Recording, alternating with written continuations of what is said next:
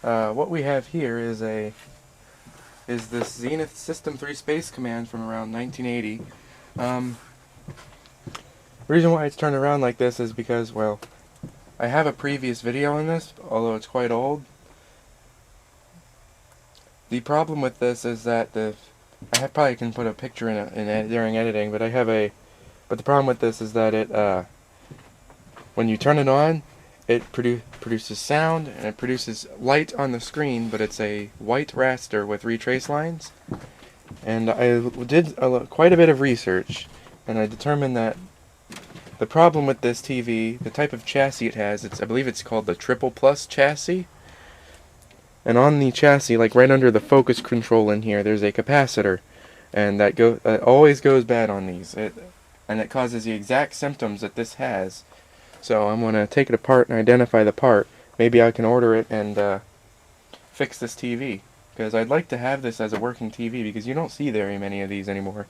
In fact, I cannot find any images of anything quite like this TV. I mean, I found similar models, but I haven't found this one exactly where it's got the on-screen display and all the controls like how they are. So I guess the first step is to take the back off and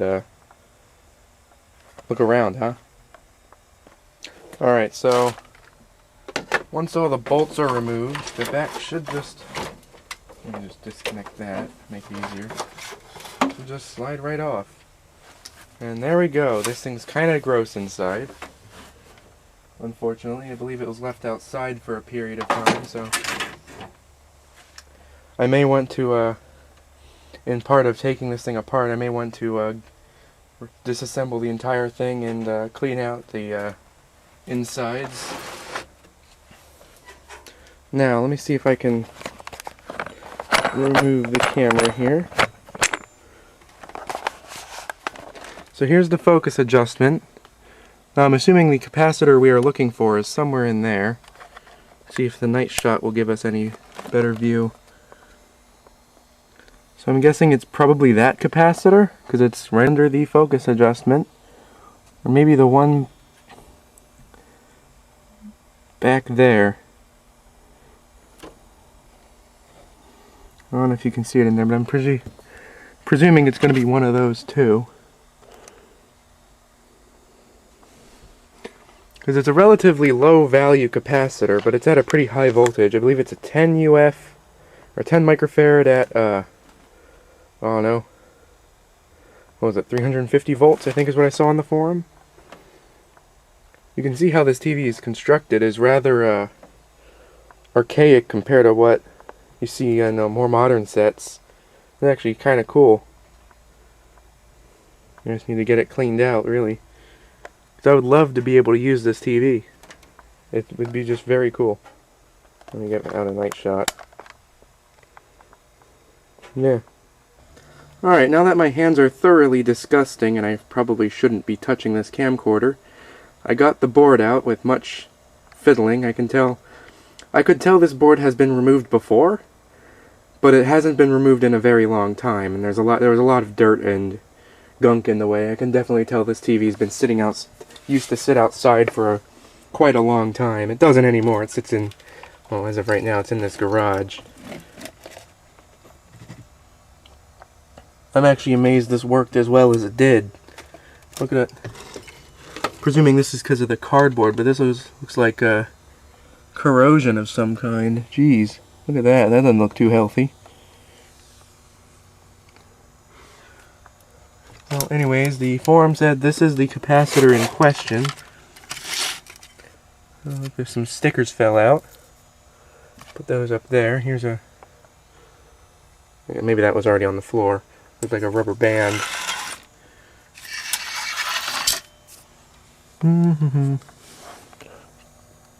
Is that our... I think the forum is right. That is our capacitor. That is the bad one. And now I'm going to put this camera down and go wash my hands. So, as you can see by the lack of capacitor, I already went ahead and removed it. And yeah, that's literally what the forum I was looking at said. It was a 315 volt 10 microfarad. This apparently causes all the problem we've been seeing on this TV. But as a side note, I really should get like a toothbrush and some alcohol and try to clean up this board a little bit, because I don't know about you, but I don't really like the look of that. So I would definitely want to give this the proper attention it deserves. Also, I was noticing that this power resistor here is cracked, so I want to check that. Realistically, it should be replaced, but I'll need to see if I can find a value for that. So, yeah. Time to do some shopping on DigiKey. Alright. Sorry about shaky cam, but I ordered a multi-pack from eBay. These are apparently Rubicon capacitors. They should be here by January 3rd. I just realized I sure hope this isn't showing my address. Looks like it isn't, but they should be here by Friday. And I should hopefully have this TV fixed by then. So stay tuned. Well, I'm planning on having this all as one video, so for me it'll be a couple days, for you it'll be, well, as quick as it will be edited. So, a few days have passed. Supposedly these are my capacitors, they've arrived. I'm not going to show you the other end of the envelope because it's got my address on it, so I don't want you to see that. I'm going to destroy the envelope first, well, attempting to get it open.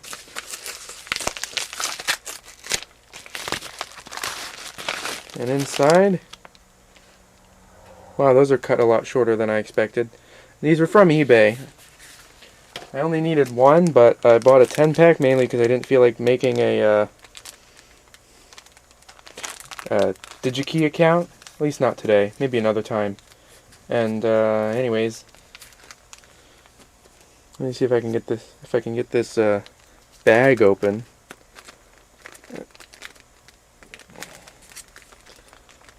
There we go. I don't know if it's because these are counterfeit or if we have some or if this is just evolution of technology, but you can see how much smaller the new cap is compared to the old one. Isn't that kind of interesting? So anyways, they say they're the same value.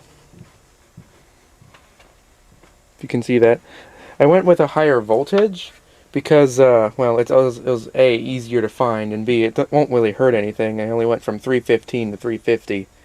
So, anyways, see if I can install this. I believe polarity is marked, if not on the top end of the board, maybe the bottom. So, see if I can zoom in here. Flip the board over.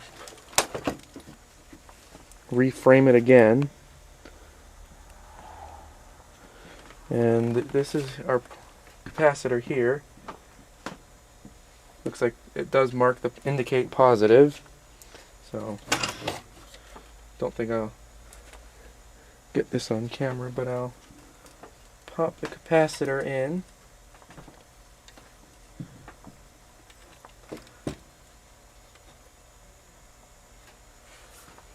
Alright, there we go. Warm the iron up, since, you know, I'm always totally prepared. Oop. There, you can see that. The iron should be warming up here soon. It should almost be done warming up. So I'll pause the video. Alright, so iron's warmed up. Should be good to solder.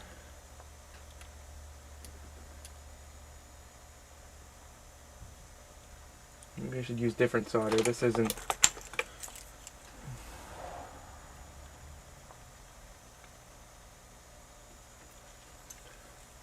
Alright, there's one joint.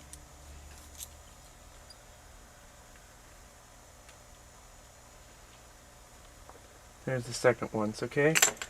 Capacitor's in. Yes, do I have any way to clip the leads here? I might have my... Oh no, my toolbox is right here. I'm an idiot.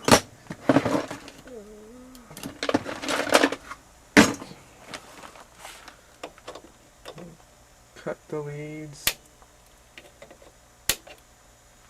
one's still a little long, so I'll just finish trimming it. There we go. Now before I put all this all back together, I want to check this resistor here, because it might still be good, but it's cracked.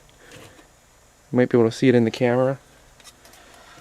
So let me get my multimeter. Alright, I think you can see everything here, so I'll just leave this as the resistor here. And no, it is in fact open. Leave it, that's it.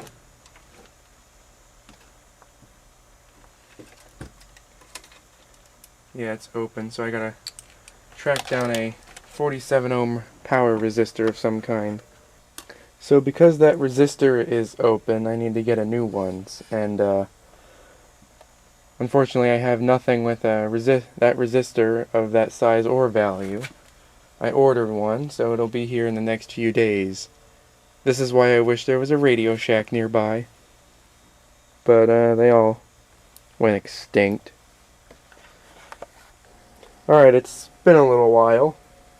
I would say, I don't know, maybe almost 2 weeks, but the new resistor finally arrived. I mean, it's not like, it came from, I believe it came from Illinois, and this past week they got hit with a pretty hard snowstorm, so that got delayed, but it's here now. And I was worried that I actually ordered the wrong wattage, but this one, well, I don't know if that's an accurate comparison, but I compare the size, and well, the new one's actually kind of bigger than the old one, which, I mean, I guess is fair, or I guess is kind of what you want. If you don't know the value, you want to go bigger in terms of, like, you know, wattage.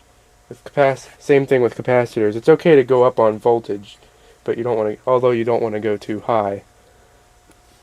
So let's see, replacing this, it shouldn't be too hard. I noticed these leads aren't as long as I'd expect, so I'm pretty sure I'm going to have to extend the lead. So that's a thing, I guess. Okay, so what I'm thinking of doing, actually, is I'm thinking of removing the resistor, cutting the long lead off, and then I'll, let's see, I think. Yeah, it's this one here. Put some fresh solder in there so it melts easier.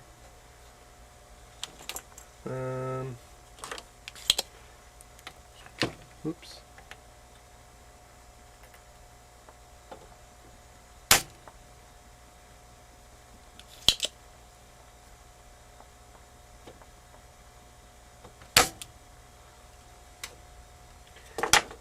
Maybe I shouldn't use that. Let's give this a try.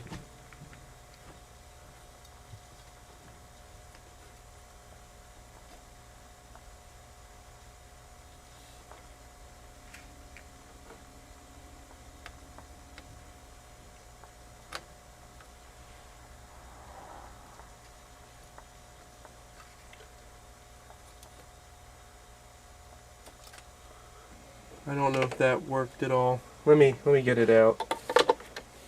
I mean, it's gonna come out in pieces. It's literally broken in half. Alright, so here's half of it.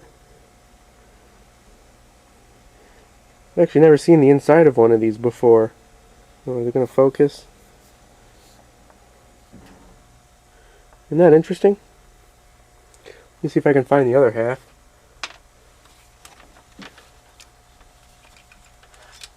There it is.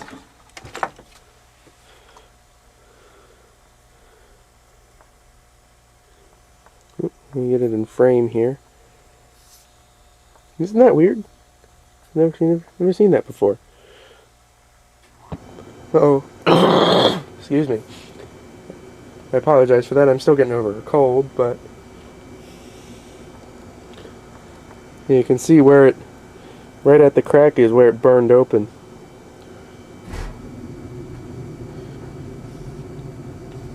And 47. I find it interesting how it doesn't actually have the wattage rating on it. You can Actually kind of see the new one's bigger. So, looks like I guess the size about properly. Wait, I'm not done with this. I need that lead. I'm gonna see if I can extend the leads. Oop. Honestly, that was kind of a tight fit, but I got it in there. Just gotta... Hopefully I didn't bump the iron, but just gotta solder it back. There it is. There's the solder.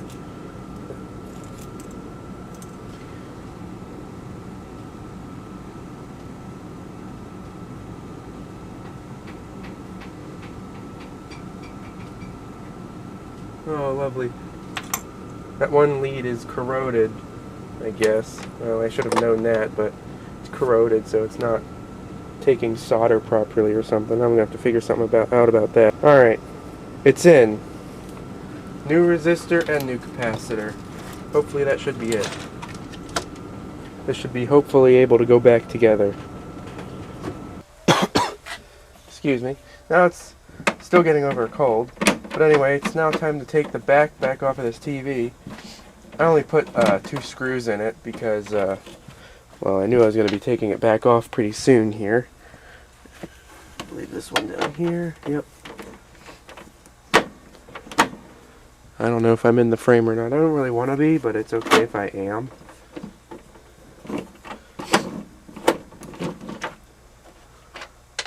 Anyways, there we go. Off comes the back.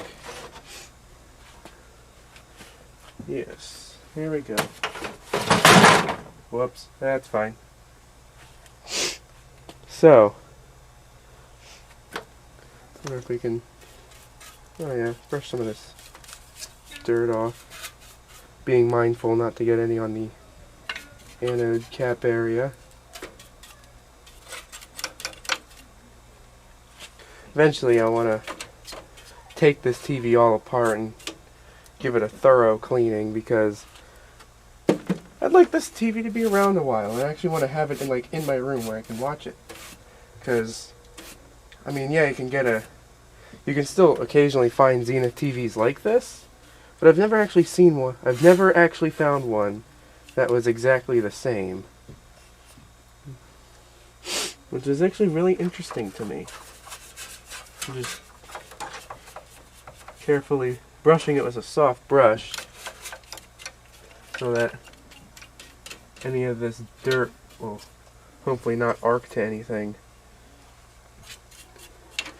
Because I think, I'm not sure why, but when this thing was operating before, it had the occasional to seem like, at least seemed like it arced out and shut off to protect itself, which is kind of interesting. I wonder if it was that resistor by chance arcing and putting it into shutdown. I mean, it could have been, but anyways, we'll pull this board back over,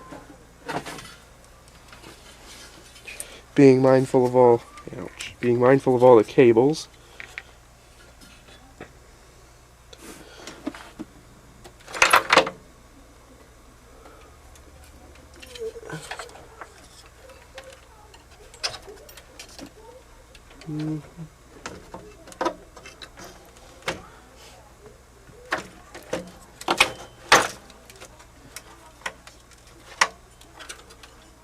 Okay, let's now that out.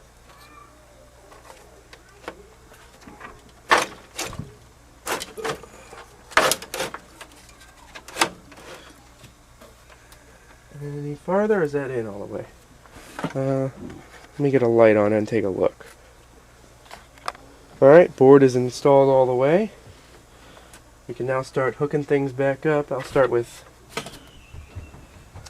well, I guess I can start with the CRT ground. That goes over here, or up here. I guess it potentially doesn't matter, just as long as it is grounded.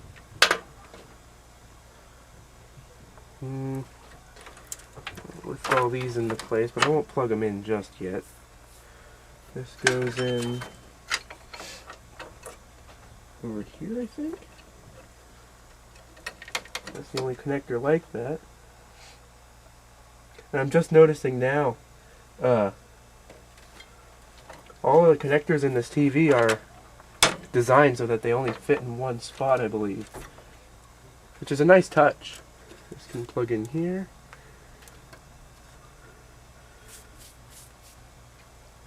I'll get the rest of these connected and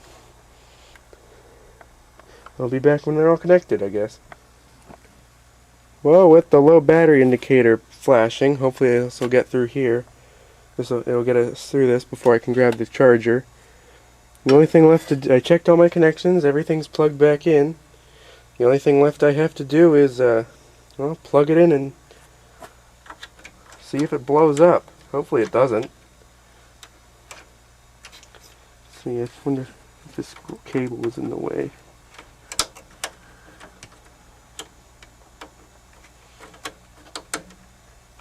Alright, power cable is attached.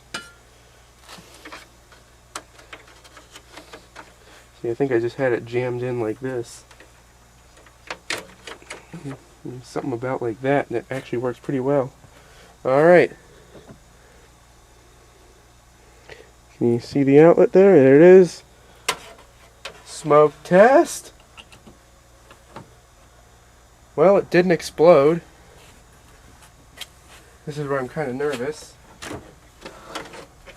Let's see. Power on.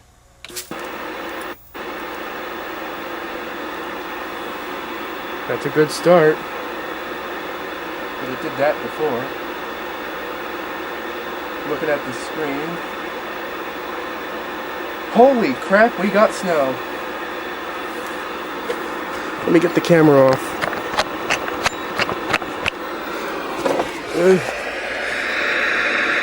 I fixed it.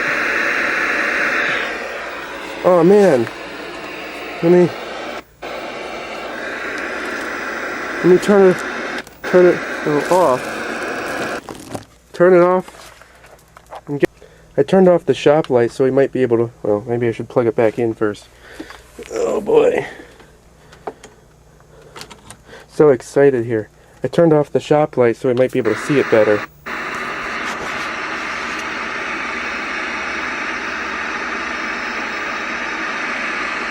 There it is. It'll focus.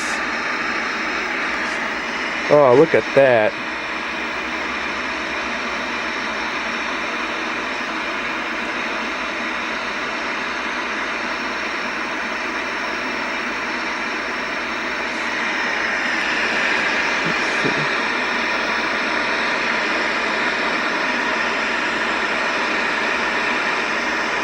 Yeah.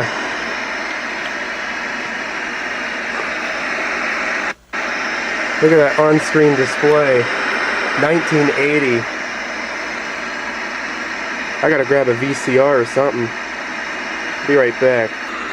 Alright, so it looks like the issues this TV has aren't entirely fixed because I see a little bit of AC ripple in the vertical there. But anyways,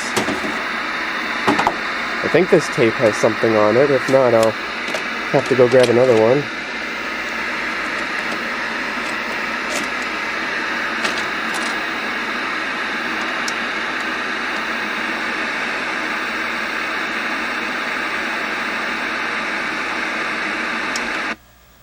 Oh, look at that. That little plant down on the bottom is another one of the Canadian hydro plants. Ontario Hydro System owns that. That's the, but across from the American plant on the Canadian side of the gorge, there's two big stations. Sir Adam Beck generating stations 1 and 2. Huh, there's not... I know, it used to go back 3 to 4 feet. Exactly, a whole lot of color there. For electricity, it slowed it down to under a foot a year. Oh, there's color. It must be the source then. It's hard to believe. Let me go look for a different tape.